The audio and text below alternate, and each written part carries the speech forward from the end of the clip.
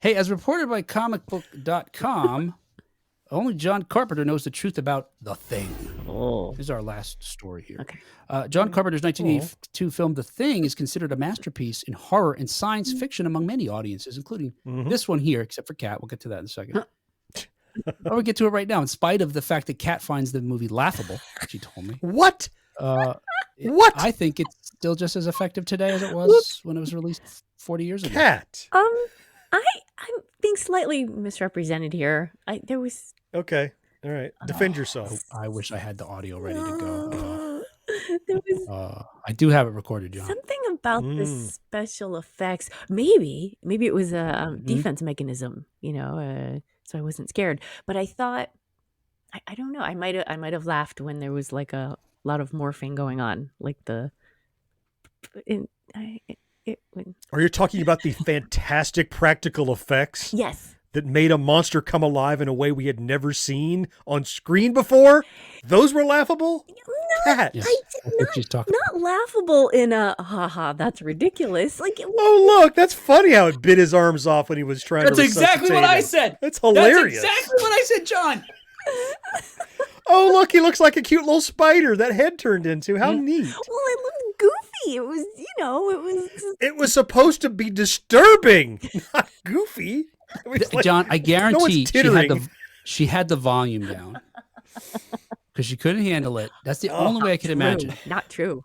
If you could hear it and the lights are dark in your place and you're really allowed to focus on it, you're not dealing with cats. Then the emotional, the psychological horror starts to sink in. And when stuff like that happens, it scares the shit out of you. Or you laughed because you were nervous, because you were so scared. Well, okay, that's a possibility. Are you annoyed that I wasn't scared? It is a terrifying movie and still, But I think, effective. But also, I didn't see it when I was Hold up. young. That doesn't matter. I told you. I just showed it to my 20-year-old like last year. And they thought the same thing I did. It's a horror movie, but it's also an absolute masterclass in psychological horror. Yes. Because I don't know Yes. who it is. Yes. And I don't know if I can be alone with that person. I'm not even sure if I know if I can be alone with me. Yes. Because I don't know, like, I don't think it's clearly defined whether or not the victims are fully aware that it's them. That part was scary. It's terrifying. That part. It's that was the terrifying. creepy, scary part. That's the whole movie. I'm just After it starts, that's the It's whole like, movie. that part was good. It was the rest she didn't like. The whole movie, after one guy gets infected, you don't know who could be infected. just Yeah. the guy, I don't know, the morphing just was kind of First of all, there was no morphing, as you described it. That implies to me There some was- sort of computer-generated effect. oh. There was dysmorphia, most Oh, certainly. yeah. Yes. Yes. All right. Mhm. Yeah, the Yes. thing. That was it. That Don't use that on video. Use that for my headshot on the website. I'm going to present that without comment. Just Thank that you. one clip. It's That'll gonna be the a short. thumbnail for the entire episode. Is me making that short. face. What a treat for everyone. Not only do fans, now Kat's not a fan, so not only do the Mhm, fans right. praise the film, but they still debate the final scene. And if you're a fan, you know what the final scene is. The final scene is Kurt Russell's McCready and Keith David's Childs commit themselves to freezing to death to prevent a replicating alien from reaching the rest of the Yeah. world. Mhm. So they're convinced one of them may be neither knows that the other may be an alien or not. Now, obviously, if they were both aliens, they would. I think they would know. They'd be like, "High five, we did it." It'd be funny if they. Oh wait, you were too. I didn't. You were the alien the whole time. I am too. Where'd you come That's from? assuming that they're aware once they've been taken over. Which again, I have debates about that about the film. Like there are things that indicate that they do know and they act that way, or it could be they were under the influence. Irrelevant to that, I always was concerned because them freezing does not kill the alien. Where did they find the alien? Frozen. It's just until the next crew gets there. Yes, that's true. So- Yeah. But John, also, I thought, and I watched it not too long ago, like I mentioned last year, I think it was. Gotta burn I it. didn't think the body took over. I thought they killed that body Exactly. disposed of Right, it, and then and they then formulated a become new the body. Right. They yes. created the thing creates a new body. It morphs, as Kat would say, Yes. into So a new body. I know I am an alien. Okay. You know if you're a human or an alien. But you have consumed the body, therefore you had the memories and information and knowledge and speech patterns. Why would you not also have the consciousness of that person to replicate convincing? No, oh yeah. You know, I agree with that. I agree with that. Yeah. It's not Anyway, just so a shape, because it can talk and walk around and knows the things that you should yeah. know, right? So yeah, that's why I think this is not a this is not a dissertation on the thing, but there's plenty to think about in it. Yeah. No, oh yeah. A little too much, or nothing. I'd argue. Or nothing at all. Oh, For I think Kat. there nothing at all. Kat's had her fill talking about the thing. That goofy movie. She hasn't thought about it a second since. Now I'm gonna watch it again. Anyway, so as an audience member, we're left to wonder. Neither of these guys know if one of them is and only one can be the aliens, I guess is what I was saying. Because if they were both aliens, they probably would know they're both aliens. I'm sure that even this That's species assuming the consciousness knows it's an alien still. Okay. It does know it's an alien because it if you're left alone with it, it kills. But does it take over at the moment there's an opportunity, or was it actually planning that the whole time? You see where I'm going? I think it is planning. Think about some of the aliens. Look, we're getting into this. Is going to be a whole episode about the thing, and I can't remember their names. But the what's his name? The diabetes guy. Quaker Oats guy. Yep. Quaker Oats. Wilford Brimley. Wilford Brimley. Yeah, he's down in the. They lock him up, and then he's down there building a spaceship. Oh yeah. Remember, they find him. He's building a spaceship to like leave the planet or something. Right. That's right. Mm-hmm. Yeah. And so right. I mean, he looked like a human, but he knew what he was doing. It was alien stuff. Could it kill itself? Like if they each had it, if they each were the thing, and then would it try to kill the other? I don't think. Why would so. It had one. Yeah. I don't know. Yeah. I mean, just because it replicates everything. I got to replicate everything, so it runs replicating one of its own kind. Yeah. It's like a copy of a copy. Kat, you found something more to think about. Finally. One more thing. Anyway, so like I said, we're left at the end, left to wonder if either of these guys, or neither, are an alien. And then the film ends. Credits.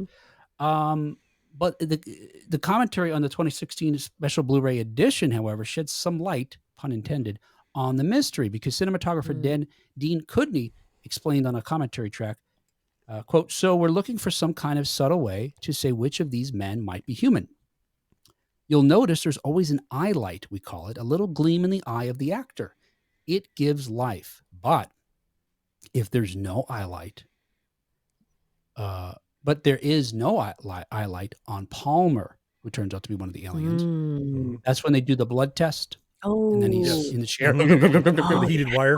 I remember that. Breaks through the roof. Oh, I love that scene. Get me the fuck out! Will someone get me the fuck out of the chair? Anyway, beautifully reenacted for South Park, I might point out. Yes. For South, perfect. Yes, just as honest. The Veritas. There's no highlight on Palmer. So again, quoting the cinematographer Dean Cudney says, "Let's make it look subtle, like he's different, and the audience won't know until later. So he has dead eyes." Oh. And while in his commentary, Cudney went on to say that Carpenter wanted to leave the ending ambiguous, some eagle-eyed viewers have applied Cudney's light theory to draw conclusions about the film's ending. They note that in the final scene, Kurt Russell's character, McCready, does have this little gleam in his eyes, but Keith David's character, Childs, does not. Oh. So comicbook.com recently spoke with John Carpenter, and they asked him whether Cudney had revealed the 40-year-old secret. And Carpenter said, "Dean doesn't know. He has no idea. He puts lights up. And we were in the snow. He has no clue. Tell him he's full of shit." Now, he may have been having fun with Dean. It seems like they're probably friends, and but Carpenter's making it. He was being honest and saying that you shouldn't put too much stake in that. The theory. There's something to be said for just leaving some ambiguity there. I think that adds to it, right? Because that's what the characters feel. So they don't know, therefore you don't know. So it pulls you more into their mindset. I love that about it. When I read that part of him saying he's full of shit, and I thought, no, what a thing to say about somebody. Wait till he hears. And then I was like, actually, no, that's the kind of thing John or Will would say to each other. and they're friends. So Yeah, fine. yeah. I think it was. I would never say that about Will. When he's I think it listening. was. I think it. I think it was being playful. Now Carpenter, however, says he definitely knows the answer. Carpenter does. Oh. But when asked whether he would reveal it, the filmmaker teased, "Nope, cannot tell you. Sorry." I love that. Now- That makes it even more intriguing. Yeah. He knows, and he won't tell us. Yep. And I guess the three choices are McCready, Childs, or neither. Oh, Neither is a crazy Yeah. scenario, right? Where they both just freeze to death for Mhm. no reason. Yep.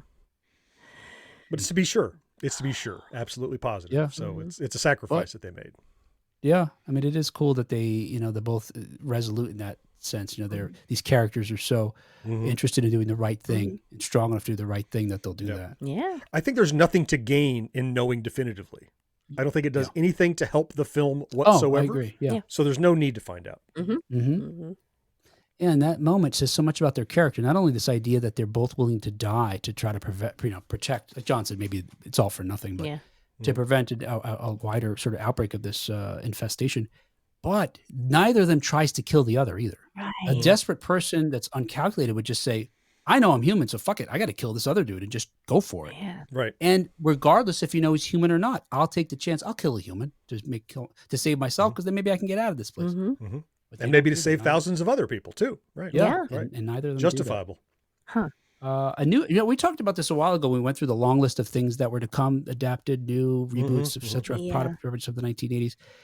As far back as 2020, we've been being told that there's going to be a reboot of the thing, based more closely on the book upon which the original film and then the 1982 film were based. But we haven't heard anything in a couple of years about that. Now, Thing about yeah. it. Ah. Now, that said, John Carpenter does have a new project that is available on Peacock right now. Oh. John Carpenter's Suburban Screams premiered on October 13th. And this, John, I was thinking, before we were recording, we were talking about that documentary about the, what do they call that murder? I know it's The Devil on Trial is the documentary, but they called it the something murders. Anyway, the one upon which The Conjuring 3 is based. Yes. Right.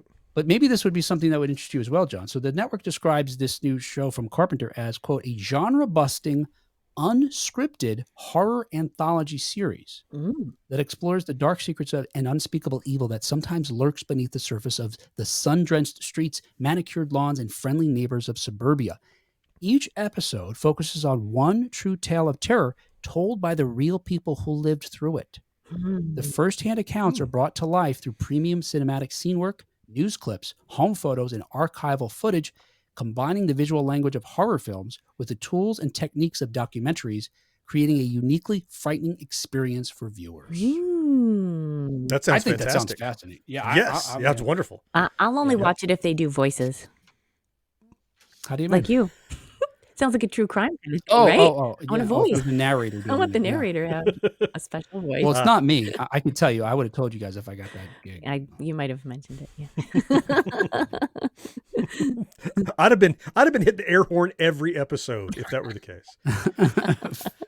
Because I'd be bringing up every episode. Right. You talk about everybody you worked with. When I was speaking with John Carpenter. Right. Yeah. What happened? Yep.